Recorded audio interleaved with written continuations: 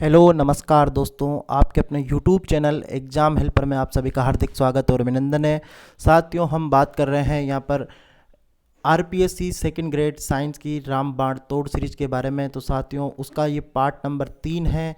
मैं बता दूं, अभी तक अपने 2 वीडियो हमने इस पर डाल दिए हैं कि किस प्रकार आपको रीड करना है, किस प्रकार आपको अपने इस कर्तव्य पथ पर आगे बढ़ना है और किस प्रकार आपको अपनी पढ़ाई को कंटिन्यू बना के रखना है, कहाँ पढ़ना है, क्या पढ़ना है। उसमें अपने 2 वीडियो हो चुका है जिसपे अपना 12th जो स्टैंडर्ड लेवल का जो सिलेबस था वो अपन ने अच्छे से देख लिया है। अब उसके बाद अब हम चल रहे हैं इसके पार्ट नंबर 3 में, यानी कि ग्रेजुएशन स्टैंडर्ड का जो पार्ट बायोलॉजी है उस पर आज हम डिस्कस कर रहे हैं। आपका टाइम व्यर्थ नहीं करते हुए मैं आपको पहले कह रहा हूँ, वीडियो को शुरू से अंत तक जरूर देखना, पूरा वीडियो देखना है, समझना है, हर यूनिट के बारे में जानना है, अच्छे से सिलेबस के बारे में देख लेना है। एक बार देख लोगे तो साथियों, पूरी तैयारी के दौरान दोबारा कभी सिलेबस रीड करने की ज़रूरत नहीं पड़ेगी, मैं आपसे फिर कह रहा हूँ। और चैनल को शेयर करना है और सब्सक्राइब करना है। तो बात करते हैं साथियों, ग्रेजुएशन स्टैंडर्ड में बायोलॉजी की आपका टाइम नहीं गवाते हुए सेल एंड मॉलिक्यूलर बायोलॉजी पहली यूनिट आपकी बनकर आती है। तो साथियों, उसमें इन्होंने टॉपिक दे रखे हैं, सेल साइकिल है, माइटोसिस है, मियोसिस है, यानी कि अर्धसूत्री और समसूत्री विभाजन है।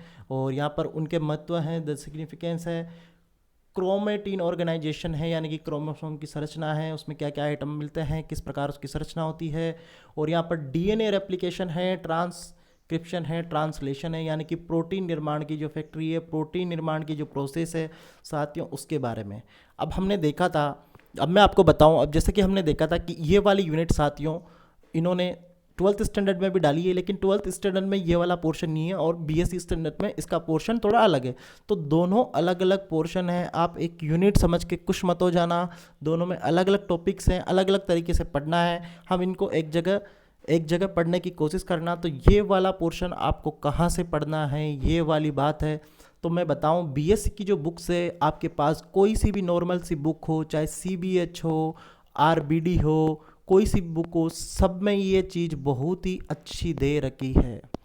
ये वाली यूनिट आप वहाँ से कर लीजिए, एक भी क्वेश्चन बाहर नहीं निकलेगा। और आपको थोड़ा और अच्छे से पढ़ना है तो इसके लिए मैं एक सजेस्ट करूँगा, बुक यूनिवर्सल की बुक आती है साथियों। अगर आपने पीएमटी की तैयारी की होगी तो यूनिवर्सल की बुक सब पढ़ते हैं, तो ये यूनिवर्सल की बुक आती है, वहाँ से आप इसको देख लीजिएगा। उसके बाद साथियों, अगला जो टॉपिक है वो है आपके पास जेनेटिक्स का। जेनेटिक्स वाली यूनिट है, इसमें पोस्ट मेंडेलियन वर्क। अपने 12th स्टैंडर्ड में अपन ने देखा था कि वहाँ पर मेंडल और मेंडल के कार्यों के बारे में थी, मेंडल की उपलब्धियों के बारे में था। लेकिन यहाँ पर इन्होंने पोस्ट मेंडेलियन वर्क और जीन इंटरेक्शन, अब की बार जीन इंटरेक्शन से 2022 में क्वेश्चन बना था। Regulation of gene expression in prokaryotic and eukaryotic, linkage, crossing over में एक प्रश्न बना था। Physical mapping, sex determination and sex link inheritance, material inheritance, mutation and chromosomal aberration. तो साथियों, ये वाले जो पोर्शन है, ये वाले पोर्शन अगर आप जब 12th स्टैंडर्ड में भी थोड़ा डीपली पढ़ते हैं तब भी ये पढ़ाए जाते हैं वैसे, परंतु एनसीईआरटी के दृष्टिकोण में इतना वाइडली नहीं बताया जाता। तो फिर भी मैं आपको बता दूं, ये वाले पोर्शन भी जो सीबीएच की जो बुक है उसमें बहुत ही अच्छा दे रखा है। क्योंकि सीबीएच की जो वो सेल बायोलॉजी वाली, जेनेटिक्स वाली जो बुक है, काफ़ी मोटी है और काफ़ी अच्छा है, उसमें पूरा मटेरियल है, एक भी मटेरियल इसमें से छूट नहीं रहा है, पूरा दोनों यूनिट आपकी आराम से कवर हो जाएगी। तो ये आप वहाँ से देख लेना। उसके बाद अगला टॉपिक आता है साथियों एनिमल टेक्सोनोमी का।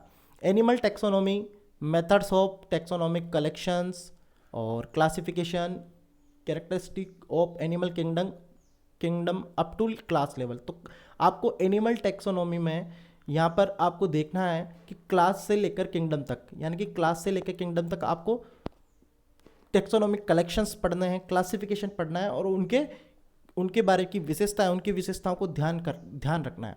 उसके बाद अगला आता है रिप्रेजेंटेटिव एनिमल्स। तो साथ यहाँ पर आपको मुख्यतः 4-5 यहाँ पर एनिमल्स दिए हैं, उनके फीचर्स, उनका लाइफ साइकिल, उनका एक्सटर्नल और इंटरनल फीचर्स देखना है। जैसे पैरामीशियम हुआ, पेसिकोला हुआ, अर्थवर्म हुआ, कॉकरोच हुआ, फ्रॉग हुआ।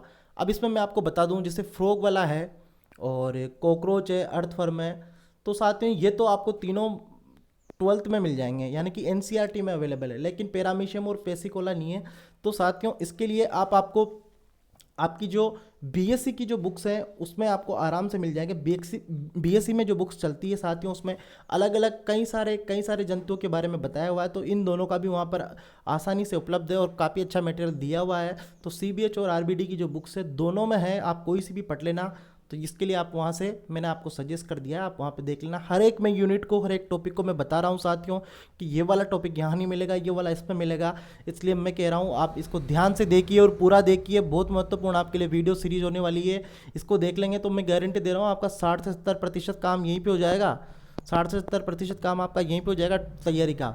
टेक्सोनॉमी ऑफ एंजियोस्पर्म, एंजियोस्पर्म और टेक्सोनॉमी की जो बात करी जाती है साथियों, क्लासिफिकेशन ऑफ एंजियोस्पर्म, और यहाँ पर टाइप ऑफ इन्फ्लोरेसेंस, और यहाँ पर मैंने पुष्पक्रम के प्रकार, इकोनॉमिक इम्पोर्टेंस, और क्या नाम, और characteristics features of families, Euphorbiaceae, Solanaceae, Malvaceae, Convolvulaceae, Fabaceae, Asteraceae, Poaceae, और इनके फ्लोरल फॉर्मूला और फ्लोरल डायग्राम। तो साथ ही उन्होंने जिम्नोस्पर्म को नहीं लिया है, सिर्फ एंजियोस्पर्म को लिया है। जिम्नोस्पर्म को इन्होंने 12th स्टैंडर्ड में ले लिया था।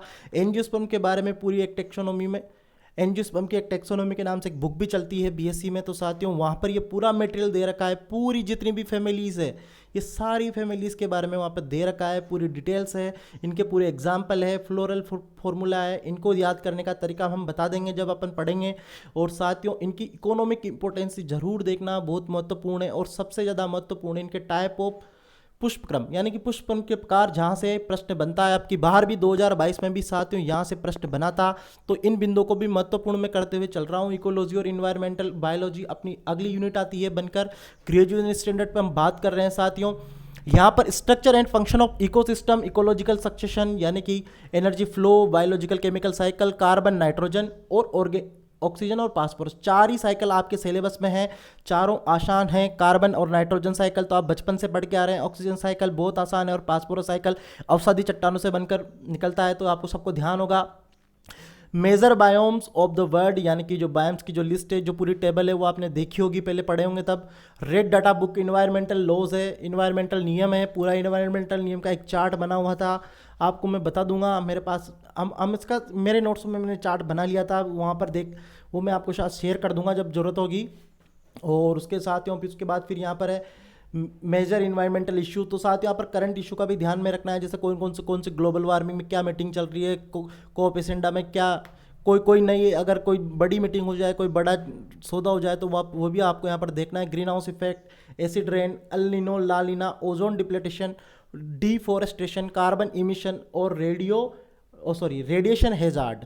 तो यहाँ पर ये सारे जो इकोलॉजिकल एंड एनवायरमेंटल बायोलॉजी के जो सारे टॉपिक्स हैं साथियों, ये भी बीएससी वाली बुक्स में अच्छे से दे रखे हैं। एलन के मॉड्यूल्स में भी बहुत ही शानदार हैं, और लेकिन बीएससी वाली बुक्स में तो इनका कहना ही क्या, बहुत शानदार तरीक़ा से दिया हुआ है, क्योंकि बीएससी में एक पूरी बुक्स ही इनकी अलग से चलती है। तो साथियों इसमें कोई लोड देने वाली बात ही नहीं है। सेल बायोलॉजी की अलग से बुक चलती है, इसकी अलग से बुक चलती है, तो पूरा मैटर आराम से आपको मिल ही जाएगा। ऐसा कोई मिला ही, मैंने भी पढ़ा है वहाँ से, ऐसी कोई दिक्कत वाली बात नहीं है।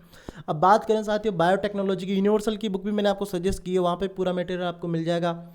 घबराए नहीं कि कहाँ से पढ़ना है। बायोटेक्नोलॉजी की बात करें तो जेनेटिक इंजीनियरिंग है, जीन ट्रांसफर टेक्निक्स है, जीनोमिक लाइब्रेरी है, plant and animal tissue culture है, ये थोड़ा इंपॉर्टेंट, थोड़ा टेक्निकल पोर्शन है। जेनेटिकली मॉडिफाइड क्रॉप्स हैं, इनके सीधे आपको एग्जाम्पल ध्यान रखने हैं। Application of biotechnology in agriculture and medicine, transgenic animals and plants, DNA fingerprinting, ethical issue, biopiracy. तो साथियों बायोटेक्नोलॉजी के जो ये उपयोग है, इनमें सीधे सीधे आपको एग्जाम्पल ध्यान रखने हैं, वहाँ से ही प्रश्न बन जाएगा, ज़्यादा लोड लेने की आवश्यकता नहीं है। बात करते हैं अगली यूनिट पे, वो है क्रिप्टोगेम्स। जनरल कैरेक्टरिस्टिक्स हैं, क्लासिफिकेशन है, reproduction and types of life cycle, algae, fungi, bryophyta और टेरिडोफाइटा। तो साथियों ये वाला जो पोर्शन है ये भी बीएससी की बुक्स में है, बीएससी की में नहीं है, तो ये आपको यूनिवर्सल वाली बुक्स में भी अच्छे से दे रखा है। और इसी क्रिप्टोग्राम्स की अगला पोर्शन है वो है सीड प्लांट। क्योंकि ये तो नॉन सीड प्लांट थे, और सीड प्लांट्स में बात करें तो यहाँ पर जिम्नोस्पर्म का पोर्शन है। एंजियोस्पर्म की इन्होंने अलग से यूनिट दे दी है। जिम्नोस्पर्म की जनरल कैरेक्टरिस्टिक्स हैं, इवोल्यूशन ऑफ सीड हैबिट्स हैं, क्लासिफिकेशन है, और रिप्रोडक्शन है, और जनरल कैरेक्टर है। बात करें प्लांट एनाटॉमी की तो यहाँ पर एपिकल मेरिस्टम है, अब normal histological growth, organisation of stem, medullary cortical vascular bundle abnormal secondary growth in stems. तो साथ में यहाँ पर द्वितीयक वृद्धि है, प्लांट एनाटॉमी है। तो ये वाला पोर्शन 12th में भी दे रखा है। बीएससी वाली जो बुक्स है उनमें भी काफ़ी अच्छे से हैं, 12th में भी अच्छा दिया हुआ है। अगर आप ढंग से पढ़ेंगे तो वहाँ से भी 70-80% ये आराम से इजी गोइंग क्लियर हो जाएगा, अच्छे से समझ में आ जाएगा, साधारण भाषाओं में आ जाएगा। तो साथियों ये वाला पोर्शन आप वहाँ से देख लेना। रिप्रोडक्शन इन प्लांट्स की बात करें तो डबल फर्टिलाइजेशन जो कि कहाँ होता है ये आपको सबको पता है, सिर्फ एंजियोस्पर्म में मिलता है। Type of embryos and endosperm, polyembryony, apomixis और पार्थेनोकार्पी। तो साथियों यहाँ पर रिप्रोडक्शन के जो टाइप्स हैं वो प्रकार हैं वो सारे इन्होंने दे दिए हैं, सब पूछ लिए हैं। तो ये भी ये वाली यूनिट अब यहाँ पर अपनी कंप्लीट होती है। उसके बाद साथियों चलते हैं वाटर रिलेशन पर। वाटर रिलेशन का साथियों इन्होंने बहुत ही लिमिटेड वर्जन दिया है। ट्रांसपायरेशन है, ग्यूटेशन है, मैकेनिज्म ऑफ स्टोमल मूवमेंट है, फैक्टर्स अफेक्टिंग ट्रांसपायरेशन है, मैकेनिज्म ऑफ फ्लोएम ट्रांसपोर्ट है। पूरा का पूरा जो साथियों ये वाला पोर्शन है ये एनसीईआरटी में अच्छे से दिया हुआ है। दोनों पूरे पोर्शन दोनों पार्ट आपको है ग्रेजुएशन में डाला हुआ है, लेकिन एनसीईआरटी में भी पूरा मिल जाएगा। एनसीईआरटी में आपको ये पूरा मिल जाएगा और पूरा वहाँ से कवर हो जाएगा। प्लांट न्यूट्रिशन की बात करें तो मैक्रो और माइक्रो है, दियर रोल है, उनके डिफिशियंसी होने वाले रोग हैं। तो साथ ही उसके लिए एक टेबल्स बना लेना और वहाँ से ऐसे करके पढ़ लेना। उसके बाद आता है साथियों फोटोसिंथेसिस एंड रेस्पायरेशन। यहाँ पर थोड़ा इसको इन्होंने लेवल अप बढ़ाया है क्योंकि 12th स्टैंडर्ड में इन्होंने थोड़ा डाउन किया था। यहाँ पर इन C3C4 साइकिल और क्रेजुलेशन एसिड और CM प्लांट और यहाँ पर CM प्लांट और यहाँ फोटोफॉस्फोपाइरेलेशन। और साथियों यहाँ पर अगला जो टॉपिक इन्होंने दिया है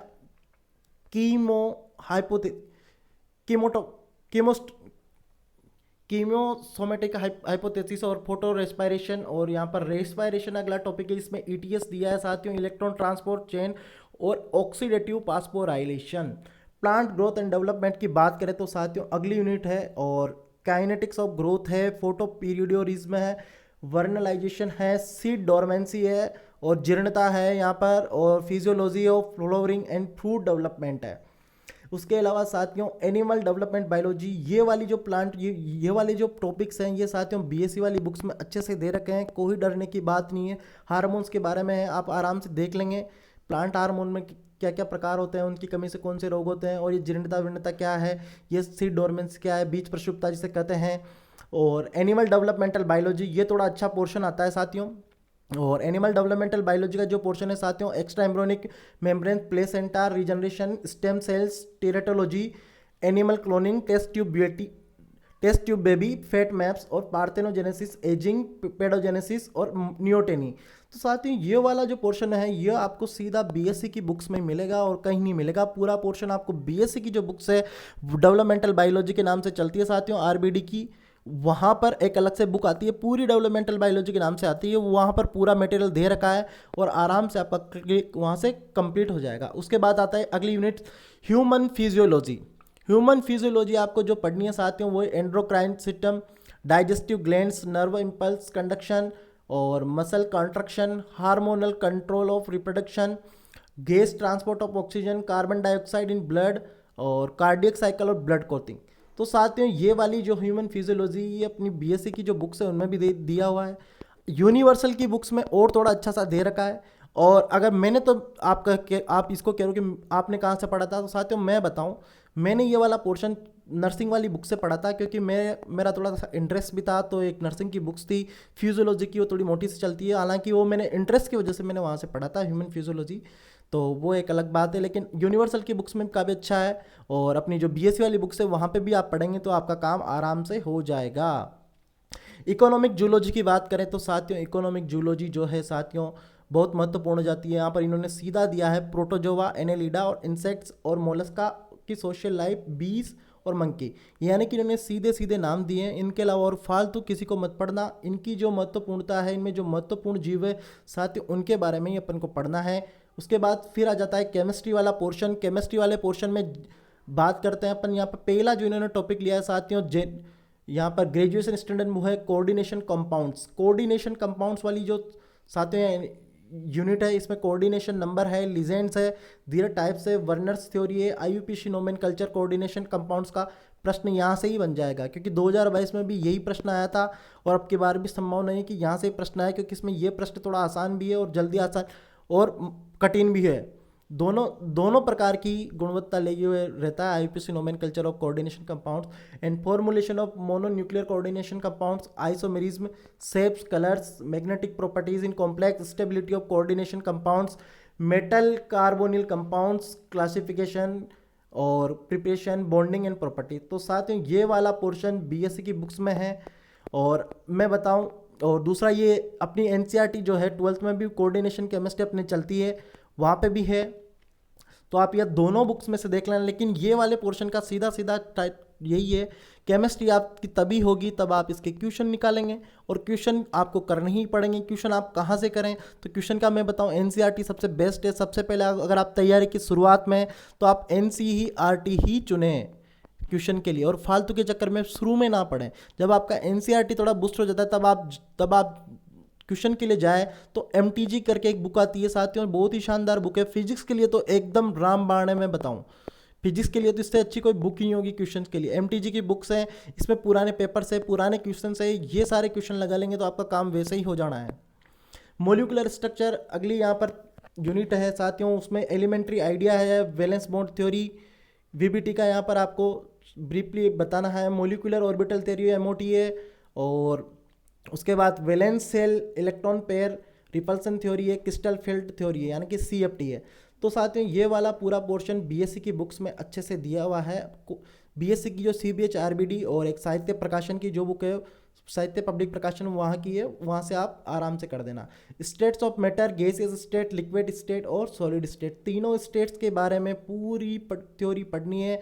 जैसे गैस के नियम है, आइडल गैस इक्वेशन है, Dalton law of partial pressure है, काइनेटिक थ्योरी ऑफ गैस है, डेविएशन फ्रॉम आइडल बिहेवियर है, आदर्श व्यवहार से भिन्नता है, क्रिटिकल टेम्परेचर है और उसकी महत्व उसकी इंपोर्टेंसी है, लिक्विफिकेशन ऑफ गैस है, गैस का द्रवीकरण कैसे होता है, उससे संबंधित जो समीकरण है वो आपको देखनी है।